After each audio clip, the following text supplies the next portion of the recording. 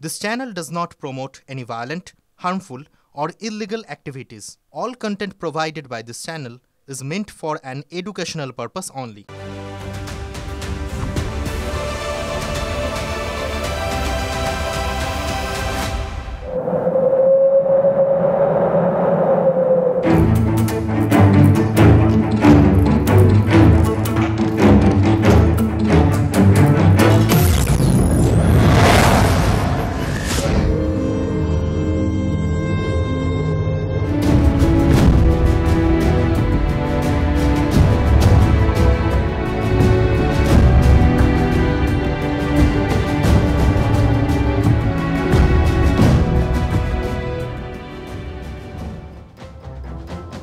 স্বর্গ ঠিক কোথায় জানা নেই, তবে কল্পনা করা যায়।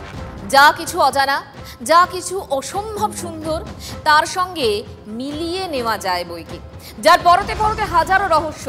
ঠিক ধরেছেন, হিমালয়ের কথা বলছি।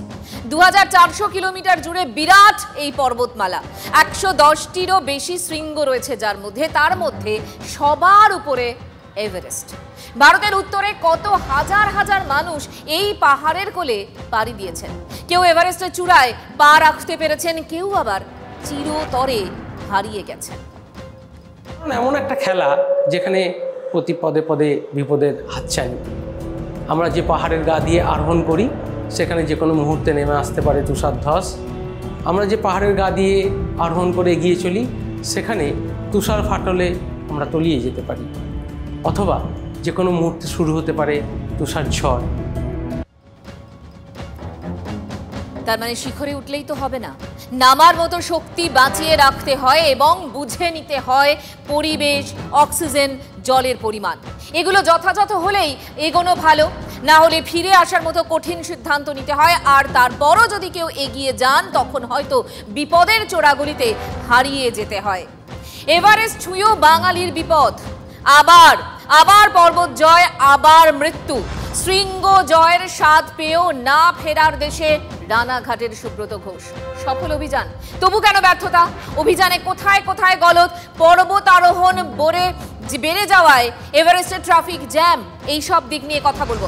আজ বলবো আজকের টিভি 9 স্পেশালে। আজকের স্পেশাল শিখরে মরণ ফাঁদ। আপনাদের সঙ্গে আমি মঞ্জিরা।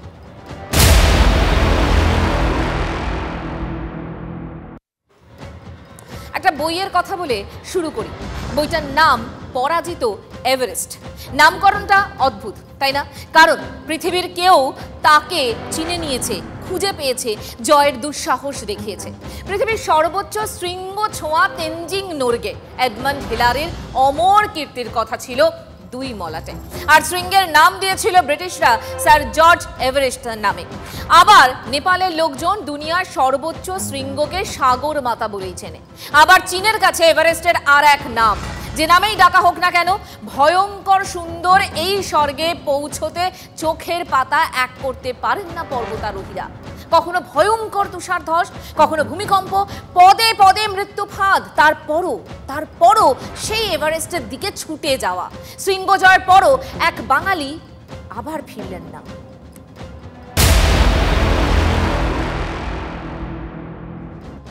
শুধু কি রানাঘাটের সুব্রত ঘোষ?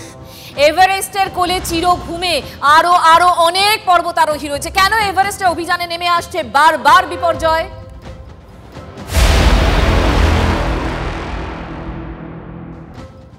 কোথাও তো একটা গন্ডগোল হচ্ছে। দেখা যাচ্ছে সফলভাবে শৃঙ্গ জয় করলেও নামার সময় বিপদ ঘটে যাচ্ছে। কখনো তুষার ঝড়, অক্সিজেনের অভাব, অক্ষাংশ জনিত সমস্যা, এমন একাধিক কারণ রয়েছে। অনেকেরই প্রশ্ন, অভিযানে কোথায় কোথায় গলদ থাকছে যার জন্য শৃঙ্গ ছোঁয়ার আনন্দ আর মিলছে না।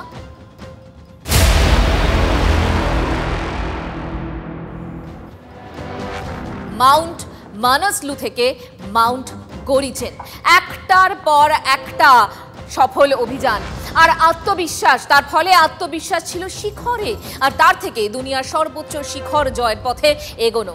মাউন্ট এভারেস্ট মানে মাউন্টেনিংয়ের ওয়ার্ল্ড কাপ জেতা বলতে পারেন। তার জন্য স্কুল থেকে ফিরে সব ছেড়ে পাহাড়ি আড্ডার সেই প্রাণের চেয়ে প্রিয় এভারেস্ট জয়। আর ফেরা হলো না ওই বাঙালি পর্বতারোহীর। নেমে আসার সময় মৃত্যু হলো নদিয়ার রানাঘাটের বাসিন্দা পেশায় শিক্ষক সুব্রত ঘোষের।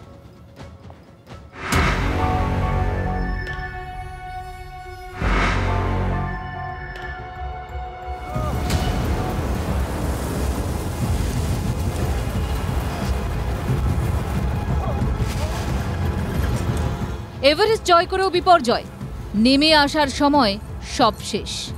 আর ফিরতে পারলেন না বাঙালি পর্বতারোহী সুব্রত ঘোষ। নদিয়ার রানাঘাটের খিড়কিবাগান লেনের বাসিন্দা সুব্রত পেশায় শিক্ষক, তার ধ্যান জ্ঞান কিন্তু পাহাড়। অনেক স্বপ্ন নিয়ে গত 31শে মার্চ রানাঘাটের বাড়ি থেকে বেরিয়েছিলেন সুব্রত। সঙ্গে ছিলেন রানাঘাটের আর এক বাসিন্দা রুম্পা দাস, তিনিও শিক্ষকতার সঙ্গে যুক্ত। বুধবার রাতে সামিটের জন্য তাদের ওঠার কথা ছিল, কিন্তু দুর্যোগপূর্ণ আবহাওয়ার জন্য দুই পর্বতারোহী ক্যাম্প 4 থেকে দেরিতে বের হন। বৃহস্পতিবার দুপুরে এভারেস্ট জয় করে চূড়ায় ভারতের পতাকা তোলেন তারা। এরপর ক্যাম্প 4-এ নেমে এসেছিলেন রুম্পা, কিন্তু সুব্রত তখনও নিরাপদ জায়গায় নামতে পারেননি। সাউথ সামিট এবং হিলারি স্টেপের মাঝে কোথাও আটকে ছিলেন তিনি। শুক্রবার হিলারি স্টেপের কাছে তার দেহ উদ্ধার হয়।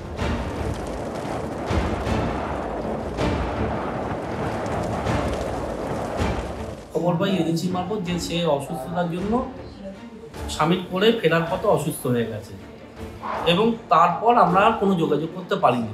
তখন আমরা যেই এজেন্সির সাথে যাওয়া হয়েছিল তাকে বারবার যোগাযোগ করার চেষ্টা করি, উনি আমাদের কোনোভাবে কোঅপারেট করেন না। উত্তর 24 পরগনার বাগদার কাপাসাটি মিলনবিথি হাই স্কুলের ইংরেজির শিক্ষক সুব্রত এবার এভারেস্ট অভিযানের জন্য স্পন্সর জোগাড় করেন, সঙ্গে নিজের জমানো পুঁজি ভাঙেন। কিন্তু এবার জীবনের পুঁজি যে শেষ হয়ে গেল। দুর্যোগবশত ওরা সেটা 3 ঘন্টা লেট করেছে, 11:30টায় ওরা বেরিয়ে ওরা 8:30-এর সময় ওরা সামিট কমপ্লিট করেছে। কমপ্লিট করে ওরা যখন ফিরে আসছে তখন দুর্যোগ দেখা যায়, এবং আরেকজন গেছেন আমাদের রানাঘাটে রুম্পা, সে ফিরে এসে ও আটকে গেছে।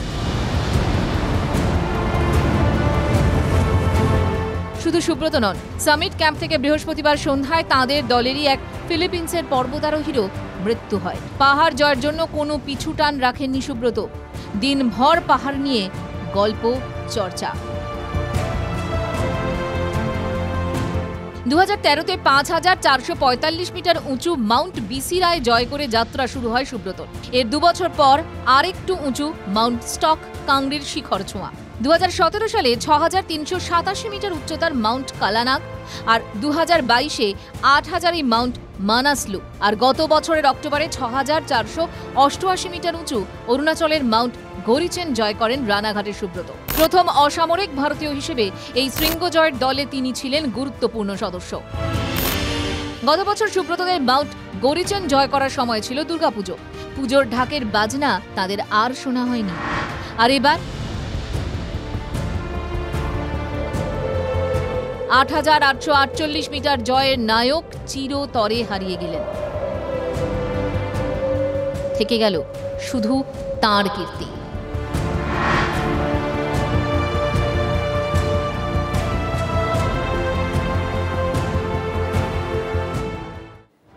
এমনিতেই বাংলা থেকে এভারেস্ট জয়ের নজির কিন্তু কম নয়। কেউ কেউ আবার শৃঙ্গ ছুঁয়েও ফিরতে পারেননি, কিন্তু এদের কেউ পা পিছলে পড়ে মারা গেছেন কিংবা তুষার ঝড়ের সামনে পড়ে মৃত্যু হয়নি, কিন্তু এভাবে বেঘরে প্রাণ চলে গেল। আর আমরা এই নিয়ে কথা বলেছিলাম সপ্তশৃঙ্গ জয়ী পর্বতারোহী সত্যরূপ সিদ্ধান্ত, এভারেস্ট জয়ী রুদ্রপ্রসাদ হালদারের সঙ্গে। মারা গেল হচ্ছে তাদের প্ল্যানিংয়ের।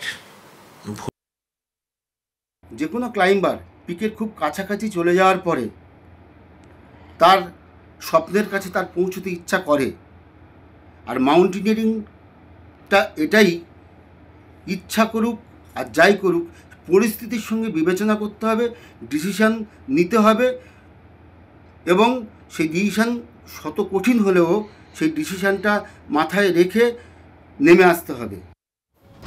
সবটাই আসলে অঙ্কের হিসেব। ক্যাম্প 4 থেকে সামিটের পথটা গুরুত্বপূর্ণ, আর এখানেই রয়েছে ভয়ঙ্কর হিলারি স্টেপ। শিখর ছুঁয়ে ফেরার সময় এখানেই মারা যান রানাঘাটের পর্বতারোহী। কি এই হিলারি স্টেপ বোঝাই আপনাদের। দেখুন, বিগ ওয়ালে একটুখানি বোঝানোর চেষ্টা করি। হিলারি স্টেপ যেন মৃত্যু ধাপ। কেন? এডমন্ড হিলারির নামে নামকরণ করা হয়েছে এখানকার। এভারেস্টে ওঠার আগে শেষ বড় চ্যালেঞ্জ হচ্ছে এটা। উঁচু পাথরে ঢাকা তুষার ঢাকা ঢালও রয়েছে, এবং হিলারি স্টেপের কাছে বাঙালি পর্বতারোহী সুব্রত ঘোষের দেহ উদ্ধার হয়। সফল পর্বতারোহী বলছেন যে এই হিলারি স্টেপের পথে একটা জায়গা আছে যাকে তাদের ভাষায় বলা হয় ব্যালকনি, মানে অর্ধেক রাস্তা পৌঁছলেন, এখানে অক্সিজেন 3টে নিতে হয়। এর থেকে বেশি নিলে খরচ বেড়ে যাবে, কারণ আর একজন শেরপাকে নিতে হবে, তার 2টো অক্সিজেন লাগবে, তার বিমা লাগবে। এসব করে আরো 6 থেকে 7 লাখ টাকা লেগে যায় একটা অক্সিজেনের জন্য। যেখানে অভিযানের খরচ উঠছে না, সেখানে আমি কিভাবে আরো অক্সিজেন নিয়ে যাব? এমন একটা পরিস্থিতিতে 3টে অক্সিজেনকে খুব ম্যানেজ করতে হয়, হিসেব করে চলতে হয়। এর মধ্যে সামিট ছেড়ে ক্যাম্পে ফিরে আসতে হয়। হিসেব হচ্ছে একটা সিলিন্ডার 6 ঘন্টা চলতে পারে। শুধু শুরু থেকে অর্ধেক পর্যন্ত একটা অক্সিজেনে আসতে পারলে ধরে নিতে হবে যে ঠিক মতো যাচ্ছেন তিনি। আর এখানেই এই হিসেবগুলো খুব গুরুত্বপূর্ণ। মারা গেল হচ্ছে তাদের প্ল্যানিংয়ের ভুলে, তাদের কিছু হঠকারী ডিসিশন আর কিছুটা কস্ট বাঁচানোর জন্য কম্প্রোমাইজ হয়ে গেছিল কিছু কিছু জায়গায়। আমি দেখছি যে আমার শেষ হয়ে গেল অক্সিজেন, তা সত্ত্বেও না আমার সামিট যেতে হবে, এত টাকা খরচা করে এসেছি। এটা একটা বিশাল বড় প্রেশার যে একটা মধ্যবিত্ত মানুষ তারপর সব কিছু দিয়ে টাকা দিয়ে সে যাচ্ছে, সে বলবে এখান থেকে ফিরে যাব। এরকম একটা সাইকোলজি কাজ করে যে এত কাছ থেকে ফিরে যাব। আমি দেখছি যে আমি মরে যেতে পারি আর অক্সিজেন নেই, তাও আমি এগিয়ে যাচ্ছি। এভারেস্টে যাওয়ার সময়টাও ইম্পর্টেন্ট। সময়টা ছিল দুপুর 2টো। এভারেস্ট জয়ীরা বলছেন হিমালয়ান রিজিয়নে দুপুরের পর থেকে আবহাওয়া খারাপ হতে শুরু করে, এখানেই বিপদের শুরু। সত্যরূপরা যে বছর এভারেস্ট জয় করেন সেই 2016 সালে তার একটা প্রতিজ্ঞা করেছিলেন, তা হলো সকাল 10:30টার মধ্যে সামিট করতে হবে। ওই সময় কেউ যদি সামিটে না পৌঁছয় তাহলে যতদূর পৌঁছানো গেছে সেখান থেকেই ফিরে আসতে হবে। সেদিন ওদের দলে ছিল ফিলিপিনো ক্লাইম্বার ফিলিপ সান্তিয়াগো। তার মৃত্যু হয়। সেই মৃত্যুর জেরে ওদের বেশ খানিকটা দেরি হয়ে যায়। ওরা রাত 11টার সময় সামিট ক্যাম্প ছেড়ে শিখরের উদ্দেশ্যে বেরোয়। This is too much late. শুধুমাত্র শিখরে পৌঁছলে হবে না, ক্লাইম্বারকে মাথায় রাখতে হবে শিখর থেকে নামার মতো এনার্জি তাকে ধরে রাখতে হবে। যদি সমস্ত শক্তি শেষ হয়ে যায় ক্লাইম্ব করতে, তাহলে তো মৃত্যু অবশ্যম্ভাবী হয়ে পড়ে কখনো কখনো। সাধারণ একটা এভারেস্ট এক্সপিডিশনের জন্য 45 থেকে 50 দিন সময় লাগে। আসলে আমাদের শরীর রেডিওর মতো, রেডিও যখন টিউন থাকে না তখন আওয়াজ গন্ডগোল হয়, তেমনই আমাদের শরীর এমন একটি উচ্চতার পর ঠিক হয়ে গেলে আবার নতুন উচ্চতায় আর একবার টিউন করতে হয়, তখন বডি রেজিস্টার করে ফেলে আর বিসি কাউন্ট বাড়িয়ে দেয়। প্রথমে বেস ক্যাম্পে থাকা, তারপর ক্যাম্প 2, তারপর খানিকটা এগিয়ে আবার বেস ক্যাম্পে ফিরে আসতে হয়। এভাবে উচ্চতার সঙ্গে শরীরকে মানিয়ে এগোতে হয়, বিশ্রাম লাগে, একটু উপরে গিয়ে আবার নিচে ফিরে আসা। এভাবে বেস ক্যাম্প থেকে ক্যাম্প 1, ক্যাম্প 2, ক্যাম্প 3, এরপর ভোরে বেরিয়ে ক্যাম্প 4-এ পৌঁছানো। তাকে সময় মতো সামিট ক্যাম্প ছাড়তে হবে, মানে সন্ধ্যে 6টা, 7টা, 8টা ম্যাক্সিমাম, তার মধ্যে সামিট ক্যাম্প ছাড়া উচিত। 2, অক্সিজেন কি পরিমাণে নিয়ে গেছে সাথে, ক্লাইম্বিং স্পিড, এই সমস্তটা বিচার করে সে কোন সময়ে ফিরতে পারে এই ধারণা করে তবে সেই অক্সিজেন নেওয়ার রেটটা ঠিক করতে হবে। সামিট ক্যাম্পে ফেরা পর্যন্ত তার এনার্জিটা সে বাঁচিয়ে রাখতে পারছে কিনা, এই ব্যাপারগুলো ভীষণ সজাগভাবে মাথায় রাখতে হবে, তবেই বিপদ এড়ানো সম্ভব। খরচটাও তো ম্যাটার করে যায়, কারণ অন্তত 30 লাখ টাকা লাগে। স্পন্সর কোথায়? স্পন্সর জোগাড় করতেও তো কাল ঘাম ছোটাতে হয়। একটা এক্সপিডিশনের দাম যদি 40 লাখ টাকার কাছাকাছি হয়ে যায়, একটা মধ্যবিত্ত মানুষের পক্ষে 40 লাখ টাকা খরচ করা তো খুব মুশকিল হয়ে যায়। চেষ্টা করে কোন জায়গায় দাম কমানো যায়, কোনো ইকুইপমেন্ট বা এক্সপিডিশনের কোয়ালিটির উপর কম্প্রোমাইজ করে, তখন সেটা অনেক সময় ফ্যাটাল হয়। এই দিক থেকে দেখতে গেলে একটা প্রেশার থাকে, একটা যে স্পন্সরশিপ যদি না থাকে তাহলে কী হবে। আবার স্পন্সরশিপ থাকলেও একটা প্রেশার থাকে যে স্পন্সর পেলাম, এবার তারপর যদি সামিট না হলো তাহলে আমি কী বলবো ফেরত এসে। যেহেতু এটা একটা আনঅর্গানাইজড ব্যাপার, তো এটা খুবই ডাইসি। শুধু সুব্রত ঘোষ নন, আরো অনেক বাঙালি হিমালয়ের কোলেই শেষ নিঃশ্বাস ত্যাগ করেন। তাদের মধ্যে আছেন ব্যারাকপুরের পর্বতারোহী গৌতম ঘোষ, পরেশ নাথ, সুভাষ পাল। সেই না ফেরার দেশে আর এক বাঙালি। সফল পর্বতারোহীরা বারবার বলছেন পাহাড় থাকবে, তাই বিপদ বুঝেই ফিরে আসতে হবে, না হলে শৃঙ্গ জয় হবে কিভাবে? এই প্রশ্নটা কিন্তু থেকেই গেল। আর এই প্রশ্ন নিয়ে শেষ করছি আজকের স্পেশাল 9। আবার দেখা হবে আগামীকাল। ভালো থাকবেন।